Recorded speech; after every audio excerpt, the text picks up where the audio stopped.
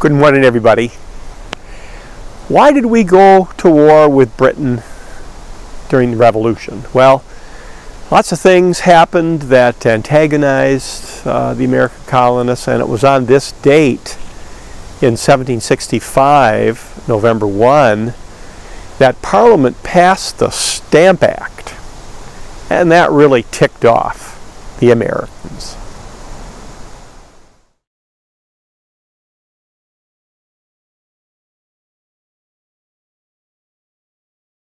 This map shows us how much land Britain gained from the French in the French and Indian War, as we called it, which ended in 1763. So on the right-hand side, you see all that red to the east of the Mississippi. That's now British. And Britain made a proclamation that the American colonists could not go to the west of that line that you see there that goes through the Appalachians. Indian land to the west, colonial America to the right. Colonies didn't like that.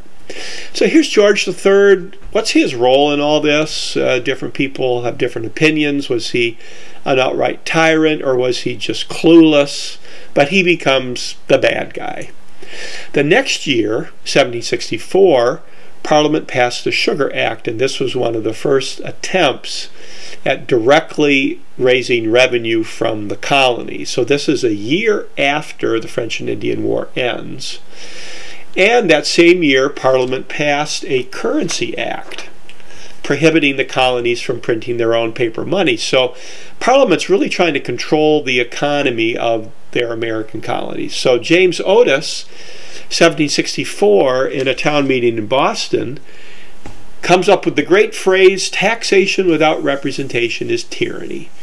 And that same summer, the colonies start to set up committees of correspondence to keep in touch with each other. So this is a sign of colonial unity, very important. James Otis again, 1764, has a pamphlet printed, The Rights of the Colonies Examined. So this idea that the colonies have their own rights is growing and growing. Boston, pictured here, was one of the first to put in place what was known as non-importation, where they would basically boycott British goods, and this spread throughout the colonies and really hurt the British economy. So the Stamp Act, which went into effect in November of 1765, was actually passed by Parliament the prior March. So everybody knew what was in the Stamp Act, and some of the highlights were legal documents needed to have a stamp with one of those impressing things, or a stamp that was sticky had to be on it, or stamp agents, people who went around the colonies enforcing this, and they were not very popular. In 1765, Parliament passed the Quartering Act, which said that the Americans had to house and feed the redcoats, and this really made people mad. So May of 1765, Patrick Henry down in Virginia says, hey, if this is treason, make the most of it. So the rhetoric is really building all up and down the colonies. And that same summer, the Sons of Liberty are established, and they really are there to harass the stamp agents, but they also do general intimidation. An example of that would be when they came to the house of Thomas Hutchinson, the Chief Justice in Massachusetts, threatened him to the point where he fled and they burned his house down. Well, that fall, a month before our event, the Stamp Act Congress met.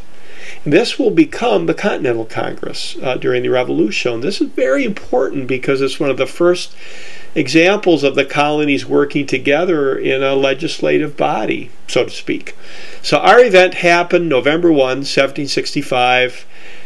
People knew what to expect, and when it finally happened, they were outraged.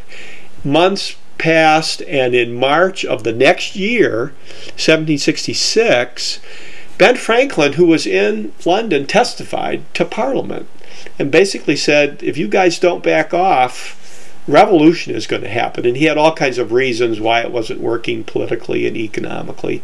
So in 1766, Parliament repealed the Stamp Act, but at the same time issued the Declaratory Act saying we're still in charge. So that didn't really help. It just put off for 9 years Lexington and Concord.